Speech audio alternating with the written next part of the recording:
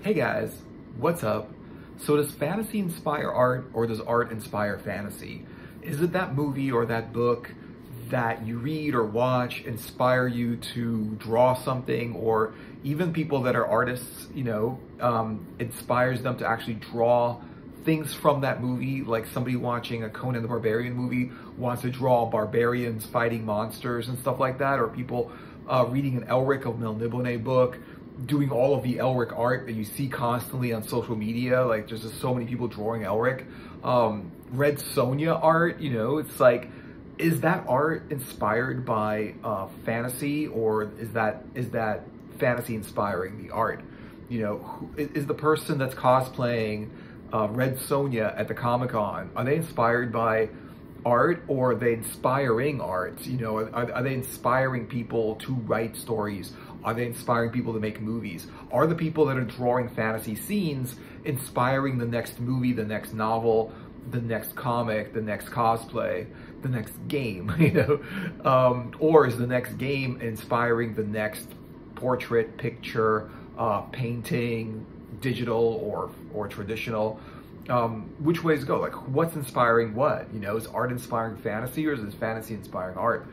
And so it's interesting, like, when you look at something like Dungeons and Dragons, like D&D, if you notice, the first thing you will notice about D&D is the artwork. They have amazing, amazing artwork done by all these guys that are just really, really good artists, right on the cover of all the books and all of the little box sets and whatever it is. They have all of these amazing, amazing, like, pictures, these fantasy paintings and stuff like that. And that really does inspire people to buy the game and play the game and get into fantasy. Because I think, like, getting into fantasy as a movie, that could be kind of hardcore, or that can be kind of casual. But I think that getting into fantasy with role-playing games, like tabletop role-playing games like D&D and other games like that, is a little bit more hardcore. It's not as casual as watching a fantasy movie or reading a fantasy book. It's one thing if somebody reads The Hobbit or Lord of the Rings or something by Piers Anthony or any of these, a lot of these fantasy writers, or puts a picture of Red Sonja up in their wall because somebody painted it, whatever it is, or a picture of a knight, or some kind of scene from, movies or whatever it is, like Clash of the Titans or something like that, like a poster of that on their wall. It's casual, like people like, oh yeah, I like fantasy movies and stuff like that. But when people get into like role-playing games, you sit there for hours with your friends playing through this game, and you do that on a regular basis, to the point where you're just like, your imagination is just immersed with your friends' imaginations all together in this collective story, this collective journey that you're on with your friends, this like journey of the mind, journey of the imagination. And I really do think that is what fantasy is all about. It's a journey of the imagination. Everything about fantasy points to imagination. You cannot write or create fantasy without imagination. Boris Vallejo, when he makes his paintings, he does a lot of, he uses models because he needs reference, because everything has to look accurate and realistic, but at the same time, he uses a lot of imagination with the monsters and the backgrounds and all of the whole ideas and the way he puts everything together. That's imagination. Michael Whelan does that. He'll read the entire book before he illustrates it, and the illustration would be completely from the book. It would be a scene in the book, the main character, or something like that. So a lot of people that illustrate books will just like draw an illustration, not read the book, ask, what kind of illustration do you want? Okay, I'll do that for you. Okay, draw a heroine, draw her holding a sword, draw a monster. I can do that. I'll draw that, But Michael Whelan, he actually reads the book, as far as I know, and and he will just draw the main character from the book, and he usually comes out amazing.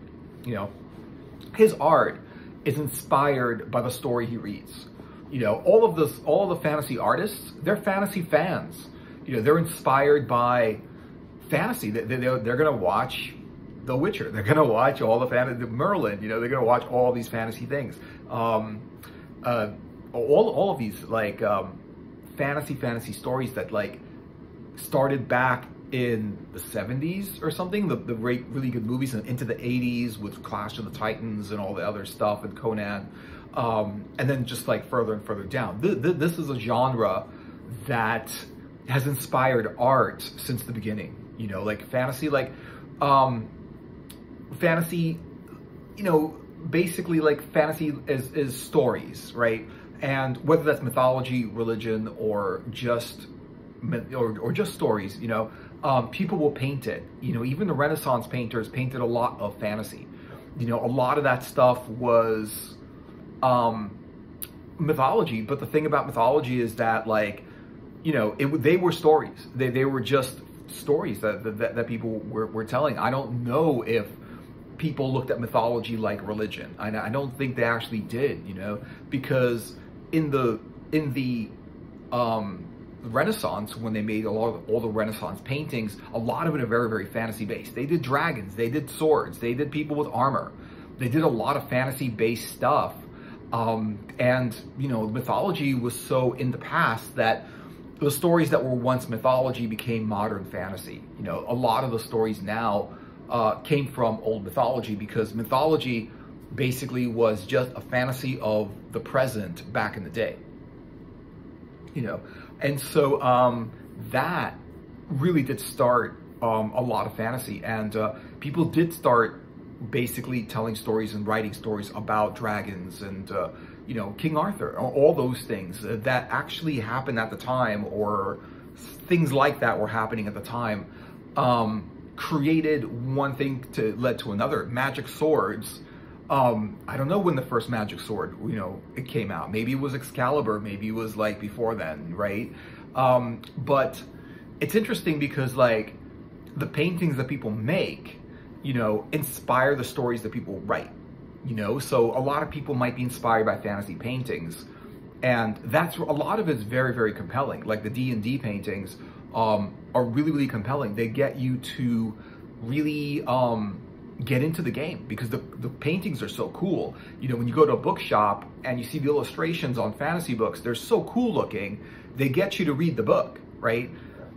And people that read the book decide, you know, people that like reading fantasy or watching it or playing it in games, that's the kind of art they want to make, right? They want to make fantasy art because it was inspired by fantasy stories.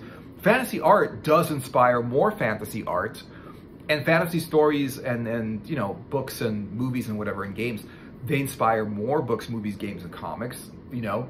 But one thing inspires another, right? You know, a lot of it, when you see a really compelling, interesting story, a painting by Frank Frazetta or something like that, you know, of his painting of maybe a Norse Viking or something like that, you know, coming out of, you know, coming at the viewer with an axe or something like that, that really does compel people to, like, look at that and be like, what's the story behind that? You know, they'll write songs about it. They will write, you know, they will make stories about it. You know, they will be inspired by that one painting, and, you know, and create a whole story that just starts with that painting. You know, just, it's a very compelling thing when you see art, because one of the things that really inspires you to actually get into fantasy is the art. It's those movies with the cover, the DVD covers that are painted or hand painted or done really, really well, where there's like monsters and dragons and warriors and like all kinds of magicians or whatever. Even if it's urban fantasy and stuff like that, there's always supernatural things happening on the covers of these things. And when the art is really, really good, people are really inspired to read to watch the movie, read the story. They did a lot of this happened in the 80s and whatever. There was a lot of illustrations, a lot of fantasy illustrations on books, with all of these amazing, amazing artists that are still making art now, who are around. They're still making art now, and they were making art back then. And people would seriously, like, go to those bookshops and either, like, buy the book just because of the picture on the cover. It's just so compelling and just so cool. When you see that movie poster with the monster and you know, the warrior, like the movie poster for Excalibur, you have like knights in armor, you've got like Merlin standing there, he's a magician with a staff and like casting magic, and people with, you know, kings with crowns and horses and knights and things like that. castles in the background and all cool special effects. You know, when you see that, you're like compelled, you know, it's like, it's so compelling to actually be like, wow, I'm gonna watch this movie. And then like watching the movie, you get inspired to draw and paint and create fantasy art. You know, yeah, you can get inspired by other people's fantasy art, you know, to paint and whatever, and also make art. But a lot of it is like one medium kind of inspires another medium. I think people get more inspired by the story behind the art.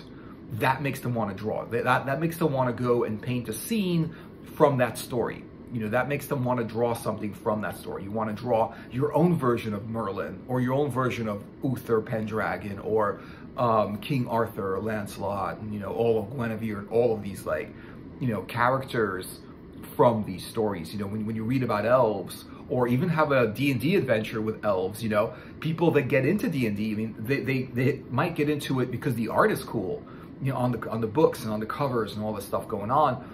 And then you have this D&D adventure, and then you want to draw your character, and you want to draw your friends' characters, and you want to draw the scenes that happen inside the adventure that you're on of the imagination, basically, because that's what that game is. It's an imaginary game. It's a role-playing game. You know, you play a role in an imaginary world, but, you know, everything's a role-playing game. You know, movies are role-playing games. People play roles. They pretend, you know, but they create this story. They create this whole thing that people are very inspired by and people enjoy a lot, you know. And, you know, same thing when someone writes a novel. It's pretend. They're creating this game they play with the readers who want to, you know, want to read the novel, and it's basically a trip into their imagination. You know, that's what it does. It sparks imagination. Fantasy does this more than anything else, more than other genres of story, you know? And so fantasy does that. So, you know, I would say when you read that book, you want to draw that picture. And you know, and when you see that picture, you want to write that story, or you want to create that story, whether that's a D&D adventure, or a book you want to write, or create a movie or a video or something like that.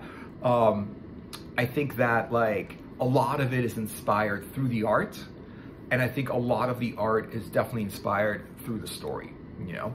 So yeah, so let me know what you guys are thinking in the comments. Thanks for watching. I hope you enjoyed the video. Like and subscribe, and I will see you guys in another video later.